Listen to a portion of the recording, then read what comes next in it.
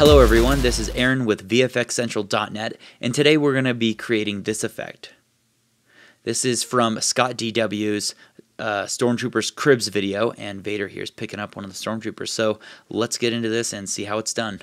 Okay, so I was given two different shots, and here's what they were. The first one was a Stormtrooper in front of the green screen, and we just did it right here on location in the same spot, so that we could copy the same lighting situation. Even though the sun decided to go behind a cloud, you can tell by the contrast in this first shot that it was a little bit different, but we liked at least where they were in the same position and things were relatively the same. So these are the two shots that I'm going to be combining today, and we're going to be doing some tracking in Mocha and some green screening, so let's jump into it.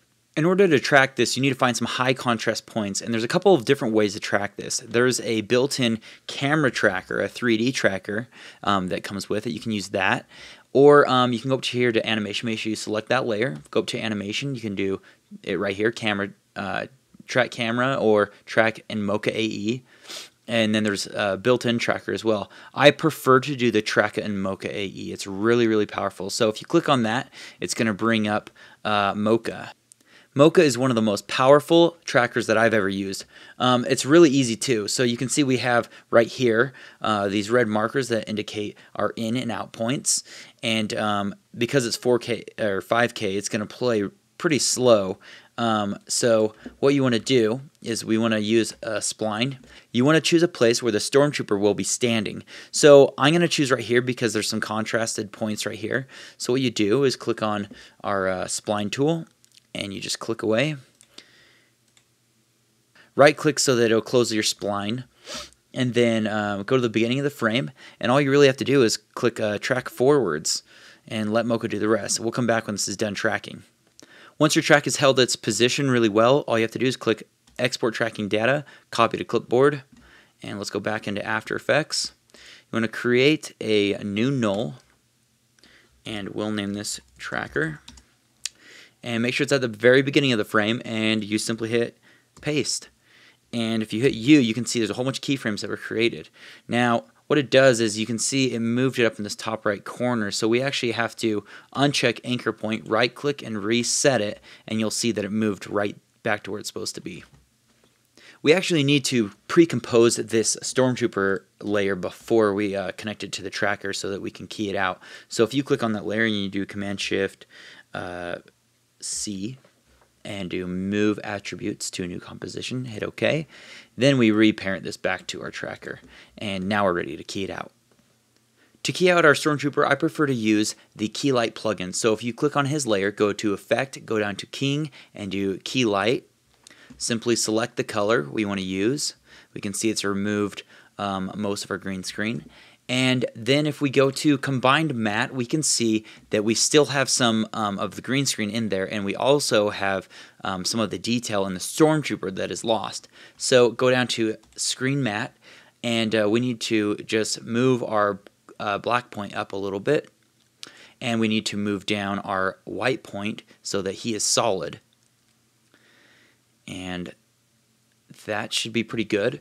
The other thing is change it from soft color to hard color. This will reduce a lot of the noise that you'll find will be on the Stormtrooper. Let's go back to our final result.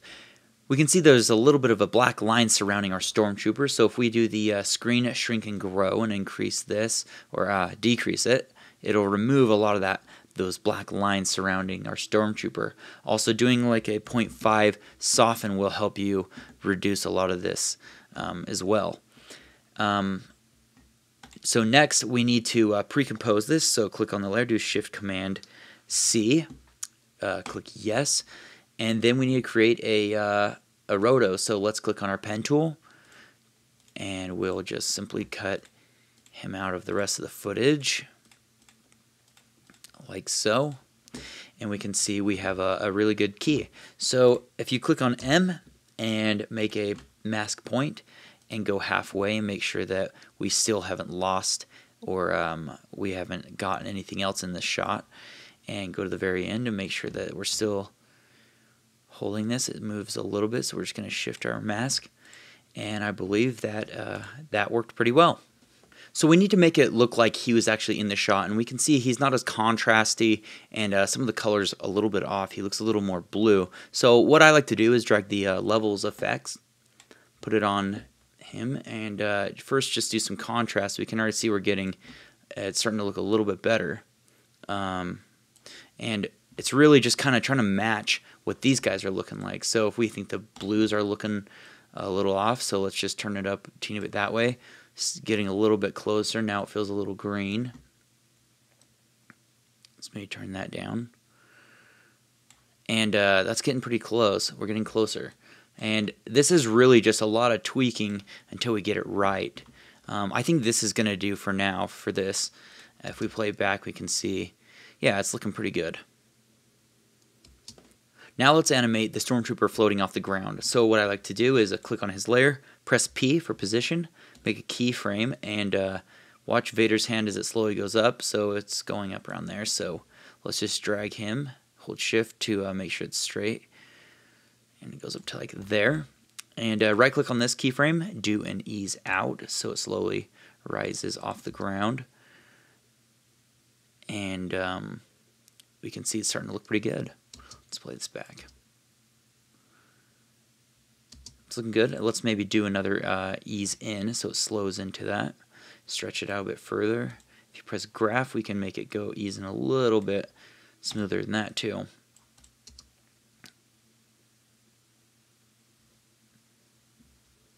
Again, sorry for the playback. 5K is kind of stubborn.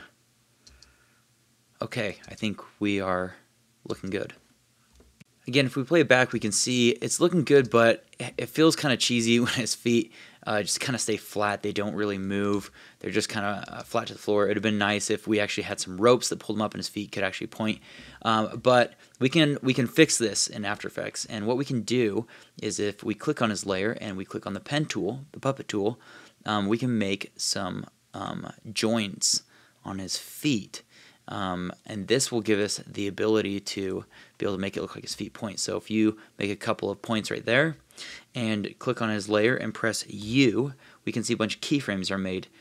Scrub forward around there, and we can actually, let's zoom in here, make sure our puppet tool selected, press V for your arrow tool.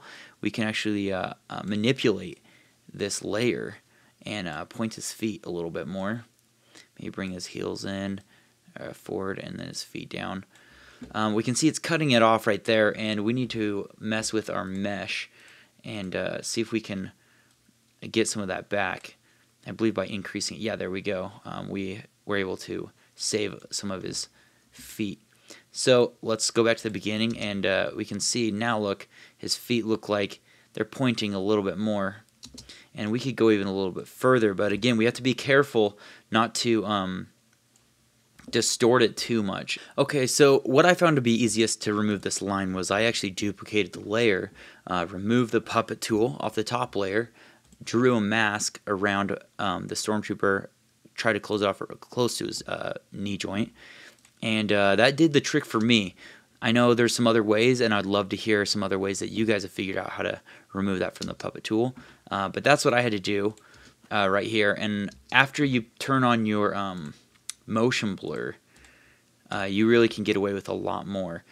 Also, there's a plugin called Real Smart Motion Blur, and I feel like that's the best thing to use after you've keyed out something. Let me show you. So if I type in RSMB and I drag this onto my key footage, what it'll do is it will give some motion blur back into whatever object was moving inside the frame, and it does a really, really good job.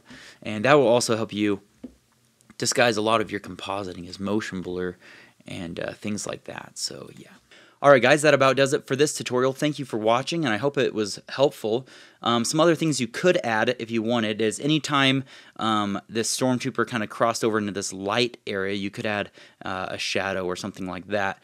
But this is going to do it for now. So if you have any comments, suggestions, anything like that, please leave it down in the comments down below. Also, don't forget to subscribe and check out VFXCentral.net. We're going to have some new free content coming out here soon, and we're also going to have a whole bunch of new effects coming out this summer, so stay tuned.